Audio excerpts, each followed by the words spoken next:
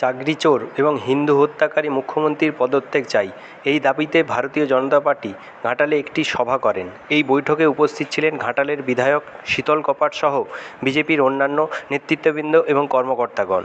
তথ্য ও রিপোর্টে সুখময় দাসের সাথে সংবাদ পাঠে আমি কৌশিক সরকার, ঘাটাল বার্তা। কেন্দ্রের মাস্টার প্ল্যান ভাবেনি। আমাদের মোদিজি 2014 ক্ষমতায় আসার পরেই এই রাজ্যের সরকারকে ডেকে পাঠিয়েছিল যে ঘাটাল মাস্টার প্ল্যান আমরা করতে চাই, আপনি আসুন। তখন থেকে চর্চা চলছে মোদিজি আসার পর থেকেই যে ঘাটাল মাস্টার প্ল্যান হোক। 2021-এ এই রাজ্যের মুখ্যমন্ত্রীকে আমাদের দিল্লির সরকার চিঠি পাঠিয়েছিলেন যে মাস্টার প্ল্যান নিয়ে কি ভাবনা চিন্তা করছেন, আসুন আমরা মাস্টার প্ল্যান করতে চাই। তখনকার সময় মানস ভূঁইয়া দিল্লিতে গিয়েছিলেন, তিনি এসে বললেন সবুজ সংকেত পাওয়া গেছে, ঘাটাল মাস্টার প্ল্যান হবে, দিল্লি গ্রিন সিগন্যাল দিয়েছে। সেই সময় দিল্লির সরকার 1500 কোটি টাকা বরাদ্দ করেছিল। সঙ্গে সঙ্গে রাজ্যের মুখ্যমন্ত্রী, কম্পার্টমেন্টের মুখ্যমন্ত্রী, যিনি সংসার করে না, তাই সংসারের মর্ম বুঝে না, তিনি বলছে যে আগে আমাকে 500 কোটি টাকা দেন, আমি খরচা করেছি, তারপর মাস্টার প্ল্যান নিয়ে ভাববেন। তার মানে এই সরকারটা তোলামূলের পার্টি, সিন্ডিকেট আর তোলাবাজিতে ভরে গেছে, চাইছে উন্নয়নের নাম করে আত্মসাৎ করতে। তারপর থেকে মাস্টার প্ল্যানকে থমকে দেওয়া হয়। আমি নিজেও বিধানসভায় দাঁড়িয়ে বলেছিলাম যে আমি জন্মের আগে থেকে শুনছি যে ঘাটাল মাস্টার প্ল্যান হবে, মাস্টার প্ল্যান হবে। কবে ঘাটাল মাস্টার প্ল্যান হবে, কবে ঘাটালের মানুষ জল যন্ত্রণা থেকে মুক্তি পাবে? তারপরে আমাকে একটা চিঠি দেওয়া হয় যে ঘাটাল মাস্টার প্ল্যান নিয়ে অবশ্যই ভাবনা চিন্তা করা হচ্ছে। সেই চিঠিটা আসলো দিল্লি থেকে, এই রাজ্য থেকে নয়।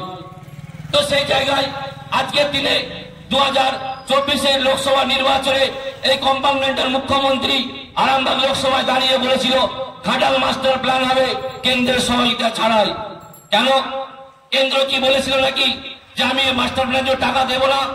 কেন্দ্র তো বারে বারে বলেছে 50-50 টাকা দেওয়া হবে, একবার তো বলে না এই মাস্টার প্ল্যান বর্তমানে করতে গেলে 3 থেকে 400 কোটি টাকা লাগবে। তো সেই জায়গায় আজকের দিনে কেন্দ্রের নামে কেন মিথ্যে কথা বলা হচ্ছে?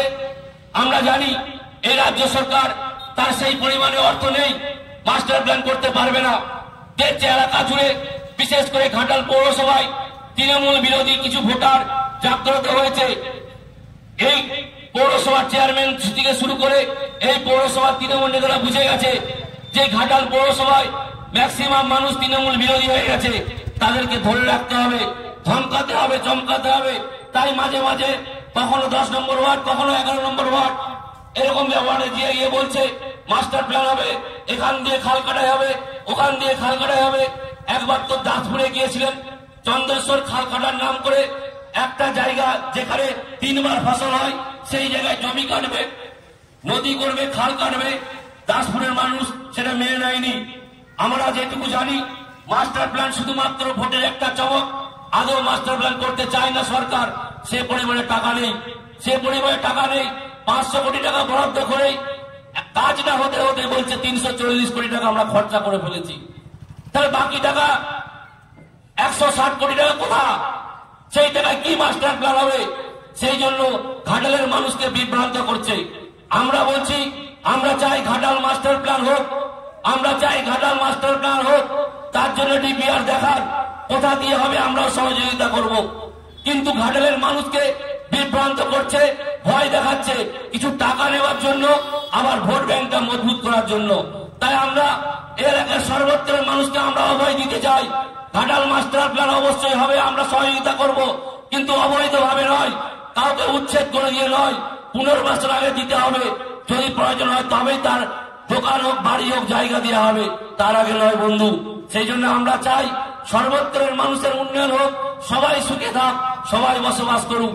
আমরা শুধু একটা কথা বলবো যে আজকের দিনে যেভাবে হিন্দুদের প্রতি অন্যায় অত্যাচার করছে, এর আগে কিন্তু ছিল না। আমরা দেখেছিলাম বাংলাদেশে যে হিন্দুদের মন্দির ভেঙে দেওয়া হচ্ছে, মূর্তি ভেঙে দেওয়া হচ্ছে। আজকের দিনে দেখছি আমরা পশ্চিম বাংলার বিভিন্ন প্রান্তে প্রান্তে হচ্ছে। আজকের দিনে আমরা হিসেব করে বলতে পারি 140টা স্কুলে সরস্বতী পুজো বন্ধ করে দেওয়া আছে। মিডিয়ায় আমরা মাত্র 2-4টে দেখেছি। তো সেই জায়গায় আমরা দেখেছি কলকাতার গার্ডেন রিচ, যেখানে দুর্গা মন্দির ভাঙচুর করতে আসছিল, যেখানে হাওড়া শ্যামবাজার, সেখানে দুর্গা মূর্তি মন্দির ভাঙচুর করে দেওয়া হয়েছে। আমরা সামান্য দেখছি, আমাদের মন শুকায় যে রক্ষাকালীন মূর্তি ছিল সেইটাকে ভাঙচুর করে দেওয়া হয়েছে। পুলিশ আর সরকার নিয়মে দেখছে। পুলিশ আর সরকার মিলে পশ্চিম বাংলাকে পশ্চিম বাংলাদেশ করার চেষ্টা করছে।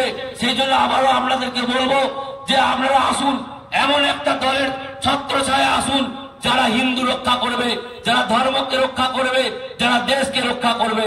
আমি দায়িত্ব নিয়ে বলছি, ভারতবর্ষে এমন কোন দল নেই ভারতীয় জনতা পার্টি ছাড়া যারা হিন্দু পশ্চিম বাংলাকে পশ্চিম বাংলাদেশে পরিণত করবে। আর আমরা যারা হিন্দু রয়েছি আমরা খালি ঘুমিয়ে ঘুমিয়ে দেখছি।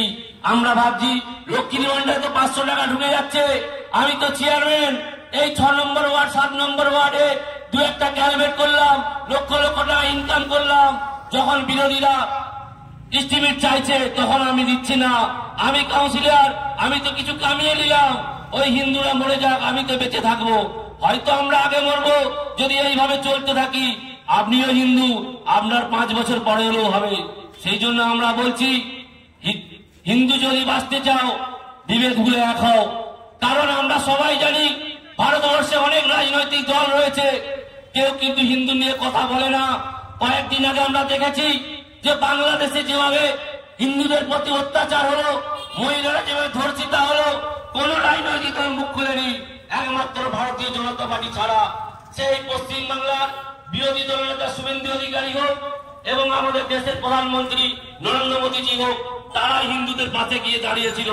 আজকের দিনে বড় বড় কথা বলে সিপিএম এর নেতারা, যারা 34 বছর লুট করে খেয়েছে, তারা বলে বিজেপি সাম্প্রদায়িক। দাদা, আপনারা তো হিন্দু রয়েছেন, আপনার দল তো আন্দোলন করছে, বলেছিল বাংলাদেশের ঘটনা নিয়ে যে কেন হিন্দুরা অত্যাচারিত হবে, বলেনি। আপনাদের দলের নেতা বিকাশ রঞ্জন ভট্টাচার্য প্রকাশ্যে গোমাংসকে কিসের বার্তা দিতে চেয়েছে আমরা বুঝি না। বাংলার মানুষ, বাংলার হিন্দুরা বোঝে না। আমরা জানি একমাত্র বিজেপি ছাড়া সমস্ত রাজনৈতিক দল চাই এই মুসলমানদেরকে মাথায় তুলে নিয়ে পশ্চিম বাংলায় ক্ষমতায় থাকতে, পশ্চিম বাংলাকে লুট করতে। আমরা এটা হতে দেব না। এই পশ্চিম বাংলা ডক্টর শ্যামাপ্রসাদ মুখার্জির বাংলা, যে পশ্চিম বাংলা থেকে আন্দোলন করে আমরা ভারতবর্ষকে স্বাধীনতা নিয়ে এসেছি। সেই জন্য আমরা বলছি যে আপনারা সমস্ত হিন্দু একত্রিত হন এবং বিজেপিকে শক্তিশালী করার জন্য নয়, শুধুমাত্র হিন্দুকে রক্ষা করার জন্য। হিন্দুকে রক্ষা করার জন্য একমাত্র দল, সেটা হচ্ছে ভারতীয় জনতা পার্টি, আর অন্য কেউ নয়।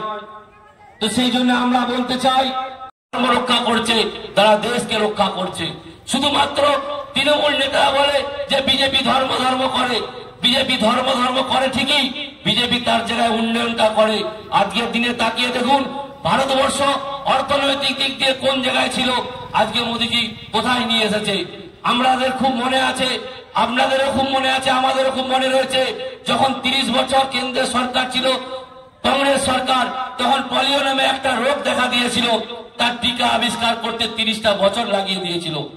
আজকের দিনে 2019-এ যখন করোনা নামে একটা মারাত্মক রোগ দেখা দিয়েছিল, আমাদের দেশের প্রধানমন্ত্রী নরেন্দ্র দামোদর দাস মোদীজি 9 মাসে ভ্যাকসিন বের করে দিয়েছে। আর সেই ভ্যাকসিন সবার আগে তৃণমূল নেতারা নিয়েছে, আর যারা বিজেপি করে তারা সবার লাস্টে পেয়েছে। আমরা বলতে চাই, আমাদের দেশের প্রধানমন্ত্রী নরেন্দ্র মোদীর নেতৃত্বে চন্দ্রজ অভিযান সাকসেস হয়েছে, অন্য কোন দেশ করেনি। তো সেই জায়গায় আমরা বলতে চাই, ভারতবর্ষের বিভিন্ন প্রান্তে প্রান্তে বিভিন্ন রাজ্যে বিজেপি সরকার হয়েছে, সেই রাজ্যে ঘুরে দেখুন অর্থনৈতিক পরিস্থিতি কি আছে, স্বাস্থ্য পরিষেবা কি পাচ্ছে এবং কৃষকরা কি পরিষেবা পেয়েছে। আপনি যদি রাজস্থানে যান, সেখানে আয়ুষ্মান ভারত কেন্দ্রে রয়েছে, তার সঙ্গে স্বাস্থ্য সাথীর মধ্যে একটা কার্ড রয়েছে, যার অর্থ রয়েছে 25 লক্ষ টাকা। 25 লক্ষ টাকা একটা পরিবার